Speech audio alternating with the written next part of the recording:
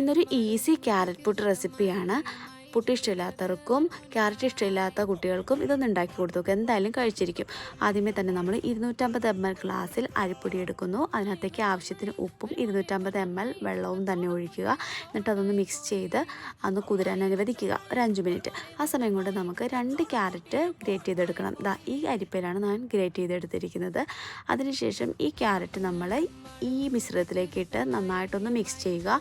ആ മിക്സ് ചെയ്ത മിശ്രിതം ഒരു 5-10 മിനിറ്റ് നമുക്ക് റെസ്റ്റ് ചെയ്യാനായിട്ട് അനുവദിക്കാം.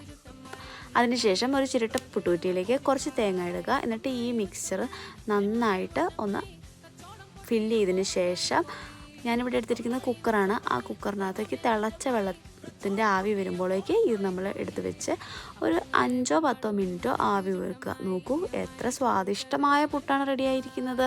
വളരെ സോഫ്റ്റാണ് ഈ പുട്ട്. എല്ലാവരും ഒന്ന് ട്രൈ ചെയ്ത് നോക്കണേ.